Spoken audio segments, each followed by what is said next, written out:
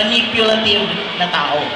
So in short, kaya nilang i-manipulate ang kanilang sarili. So, example ko nga nung kanina, yung mga challenges, mabilis nating malalagpasan. Okay, so last one. So, doon naman sa mga may year endings ng 8 and 9, which is ngayon pa, kasi tomorrow pa ang lunar calendar natin, which is 2009 pa, para sa akin except for those na naniniwala sa, or na nagpa-follow ng ating traditional New Year, which is January 1. So, ako kasi, I do follow the lunar calendar, kaya 2009 pa ako ngayon, until mamayang ating gabi. So, ang secret color ng mga 8 and 9s is yellow. So, for the info lang, kilala nyo, hindi yung yellow na tinutukoy ko to hindi yung may shades. Okay? So, just to make it clear, ang significance ng yellow, or ang element, okay, by the way, nakalimutan ko, sorry So, ang element pala ng green, it's wood. Okay, so white, it's metal. So, blue, it's water. Ang green naman, ang element nila is wood. Okay, or what we say, puno. Ang red naman, fire ang element nila, obviously, kasi wala namang ibang kulay na magre-represent sa pula. So, para sa mga yellow na individuals, ang elements neto ay earth. Okay, so ano ang major characteristics ng mga pinanganak between, or mga year endings ng 8 and 9? Okay, so ang 8 and 9, generally, ito ang mga matitibay, or mga earth elements, which is matatalino. So, I'm not saying na sila lang ang matatalino. Lahat ng mga elements na yan matatalino. Pero sa kanila, in general kasi, ang color na yellow represents knowledge and information. So, significantly, lahat ng mga things na yon is given matatalino. It's up to them to develop it. Number 1, by wearing their lucky color always. Number 2, by excelling or pagtagumpay sa kanilang mga tinatahak na profesyon. So, significantly again, magagawa. So, dinescribe na natin lahat ng colors. So, everybody get it right. So, natandaan nyo naman. Very simple. 0, 1, white. 2, 3, blue. 4, 5, green. 6, 7, red. 8 and 9, it's yellow. So, ano nga yung tinatawag nating secret color? So, isa pa lang to. Meron tayong tinatawag na combination of your colors. So, may I ask the audience, sino mga pinanganak na ang zodiac sign is between, or mga zodiac sign ng Aquarius, Gemini, at Libra? Taas na lang ang kamay, kahit yun nasa taas. Hindi kaway What I mean is, taas ng kamay yung mga pinanganak ng Aquarius, Gemini, at mga Libra. Okay, so marami rin. So at least, ang color nyo naman is white. So ganito yun. Later on, magbibigay tayo ng example paano namin kinocombine ang we call it secret colors. Kasi merong mga tagong lihim ang zodiac at Chinese zodiacs. Pag kinombine mo is magiging mas malakas ka. Okay, so clear yan Aquarius, Gemini, and Libra, white, and ang element nyo is air. So, compared kanina, ang white natin is element ng metal. So, sa zodiac naman, ang white, it's air. Secondly, sino mga, itaas uli ang kamay, hindi kakaway, Okay. Sino mga pinanganak ng Pisces, Cancer, and Scorpio? Okay. So, lahat ng mga yan, or lahat kayo, ang inyong second secret color is blue. And ang element nyo again is water. So, generally, saan ba nakatira ang Pisces or saan nakatira ang isda?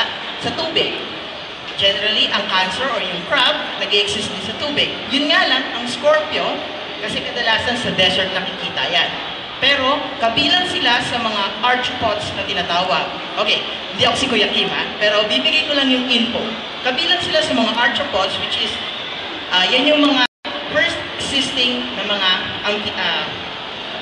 hayop na nakatira sa tubig. So, So, evolution takes, medyo naubos ang tubig natin, kaya natuto silang mamuhay sa disyerto. Pero in general, ang mga Scorpio is nakatira sa tubig. Secondly, thirdly pala, okay, so tatlo-tatlo yan ha. Aquarius, Gemini, and Libra, air and white. Secondly, Pisces, Cancer, and Scorpio, water and blue. Thirdly, lahat naman ng mga pinanganak or lahat naman may zodiac sign ng Aries, Leo, and Sagittarius. Okay, so merong pakunti-kunti. Bakit pakunti-kunti? Okay, so dahil ang element nila at ang color nila is red and fire. Or, yun nga, as what I said kanina, mapupusok tong mga to. Generally, ang Aries, ang Leo, at ang Sagittarius, kung titignan nyo, example, ang Aries, or we call it the ram, or yung mga toro, kumbaga, in other terms, kasi kaparehas na kalahi naman nila yon, yan yung kapag nakakita ng pula, is medyo aggressive. Like the lion. Ang mga lion in the wild is very aggressive din. Significantly, si Sagittarius ay yan yung half man, half archer, at half kabayo. So, mapupusok din sila. Kung sino mga nakapanood ng Harry Potter, I think it's Goblet of Fire or the 3rd edition, lumabas dun yung mga Sagittarians. Yung humabol kila Harry at kila Hagrid na nag-slay ng mga unicorns. So, kita nyo naman doon sa movie na yun, talagang aggressive sila at mga warrior type. So, dadagdag ko na lang din, sa mga may color ng red, mga warrior type kayo within. Mga kayang lumaban sa kahit anong pagsubok. Lastly, okay, so Taurus, Virgo, and Scorpio. Meron pa ba? Okay, so ganun din. Medyo kakaunti sila dahil ang element naman nila is earth at ang kulay ninyo or second secret color nyo is green. So, significantly, ganito yon. So, hindi na natin papaliwanag ang significance nun. Example na lang is ang Taurus at ang Capricorn is, sabihin na natin, ang goat, ang Capricorn, ang Taurus ay yung toro. So, another thing doon, lagi silang kumakain ng greens or ang main food nila is grass, which is color green. Except na lang din sa mga nasa farm, ang kinakain nila is damo rin, yun nga lang, dayami na, tuyo na. Okay? Pero naturally, in nature, ang kinakain nila is green grass. Wala nang bull, hindi na green grass. So, okay, ganito yun. I-combine ngayon natin ang inyong birth endings at inyong zodiac sign. So, sinong gusto mag-represent? Bababa ako ngayon. Okay ba? O hindi, mamaya na ako bababa. Example for me. Okay, ako na lang muna example. Paano natin i-combine yun? So ako, hindi ko na sabihin date of birth ko ha. Okay? So, pinanganak ako ng 1982. Okay? So, ang secret color ko generally is blue. Correct si ma'am. Nakikinig. Yan ang gusto ko, yung mga nakikinig. Okay? Okay. So, blue ang isang secret color ko. Ano naman ang zodiac sign ko? So, I'm in the zodiac sign of Gemini. So, kung tatandaan nyo kanina, ang mga Gemini ay air and white. Okay. So, kukumbine mo ngayon yung blue at white, which is light blue or sky blue. Correct si ma'am. Nag-agree ako doon. Nakikita ko siya lagi. So, sky blue, yun ang tinatawag nating secret color nyo. So, pwede kayong mag-wear ng white, pwede kayong mag-wear ng blue, pero much better kung sky blue. Kasi yun ang combination ng dalawang elements nyo. Like me, for example, meron akong blue,